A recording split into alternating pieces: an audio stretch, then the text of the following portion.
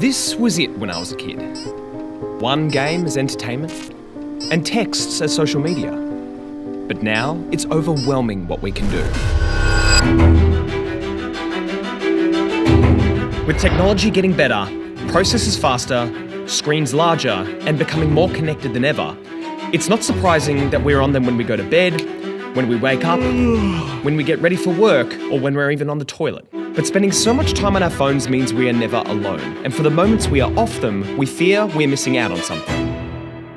And according to this study I found, symptoms of anxiety and depression were more prevalent in individuals who frequently use social media and as such experience FOMO. And Cal Newport, computer engineer, author, and TEDx speaker who has never had a social media account, highlights the many reasons why we should quit social media altogether. From fragmented attention to increased loneliness and feelings of inadequacy. And after experiencing the onset of these effects firsthand, I decided to dig into my own use. I found I was spending 3 to 4 hours looking at social media and checking my phone up to 150 times per day. Oh my God, that is a lot. So if I've done the maths correctly, that is well over an entire day's worth of time spent on your phone every week, which equates to around 60 days of time spent on your phone every single year. So I knew I had to take drastic measures. Inspired by a video from Yes Theory where Thomas deletes his social media and a video from Matt Diavella where he uses a flip phone for 30 days, I decided to combine both concepts, add my spin on it, and send my phone to jail. So what are the rules for this experiment? Well, for 30 days, I would have no smartphone, no social media. However, for emergency purposes, I would replace my smartphone with a dumb phone and also allowed access to YouTube as well. I need it for videos. This honestly feels like a toy. And with that, it was time to turn off, replace, and throw it in jail. So with that done, let the challenge begin. So the first few days were frustrating. Every time I'd leave the house, I'd have that heart-sinking, panicky feeling that I'd lost something important. I also felt like I had lost someone. I'd lost a friend. I'd lost a playmate. I'd lost a partner. I was also experiencing significant levels of FOMO throughout the day and just felt incredibly bored, particularly on public transport or when I'd have a break from work. But as I crawled out of bed on day 6, opened my blinds, and looked out from my small window, I truly saw what the world had to offer. Oh my God! Bustling cities, beautiful landscapes, and opportunities for adventure. Majestic wildlife. Okay, maybe that's a slight exaggeration. But I realized I could do a lot without my phone. I replaced boredom with books. In fact, over 3 weeks I read 3 books, which is an unheard of amount for me. I went on incredible bushwalks. Oh God, I think I'm a little bit lost. I am totally and utterly lost. Please someone help me. I spent more quality time with friends. I hate you, Aaron.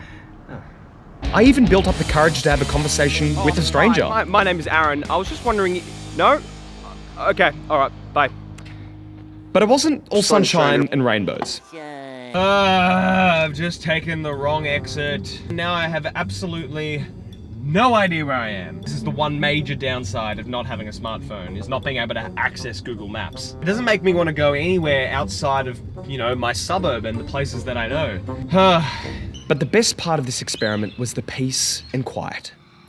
There was no one to respond to, no one to compare yourself to, and no additional stimuli to distract your mind with. And it was pleasant. So it's day 25 and I cannot explain how liberating of a feeling it is to not be on social media and to not have my phone. I feel like I'm much more confident now being alone and being by myself. I used to get those mild anxious feelings when I was sitting by myself at a party or at a train stop, which would drive me to pull out my phone and then get it completely absorbed by the endless scroll on Instagram. But now I don't feel like I need to check my phone at all. It's the weirdest experience, and I feel like my FOMO has completely dissipated as well. I figure if something is really important, then hopefully one of my family or friends will give me a call. Productivity was at an all-time high, and I now had time to do the things I'd been wanting to do, like play my instruments, go on longer runs, and spend more time with family. But all challenges do come to an end, so it was time to bail my phone out of jail. So it's day 30 and I finally have my iPhone back. But I'm a little bit hesitant to actually go back on it because of how much of an awesome experience I've had being off it completely. But in the end, I do want to use my smartphone because I want to leave my suburb and I need Google Maps. And I also want to use social media to spread a message around facing your fears and doing what scares you. And I did this challenge to help me face my fear of FOMO and fear of being disconnected from my friends. However, what this challenge has truly shown me is that you're not missing out on anything that important, and having that time off your phone is beneficial in so many ways. Now, the basic ways that I'm going to be restricting my usage to maintain the healthy habits that I've now made will be leaving my phone upstairs in my bedroom where it's not as easy to access, and only check it at lunchtimes and after I finish the workday. And as for social media, I'm going to be experimenting with two options. The first one being I'm going to keep all my apps on my phone, but I'm going to turn off all notifications. And the second option is I'm going to delete all the apps off my phone and only re-upload them when I need to post something. Obviously, the second one is way more aggressive than the first one, but it'll really depend on whether I feel like I'm slipping back into bad habits or not. And on that note, I challenge you, yes you, to partake in your own mobile or social media cleanse. Whether you go the full 30 days or just an hour a day, use that time to do something that you've been meaning to do for a while. Whether that's finishing an essay, going to the gym, or learning that song you've been meaning to learn, I promise you won't regret the time spent off your phone. Thank you so much for watching, everyone. Now, please comment below any social media or phone challenges that you guys have done. I'd love to hear about your experiences. Don't forget to like and subscribe, and I'll see you in the next video.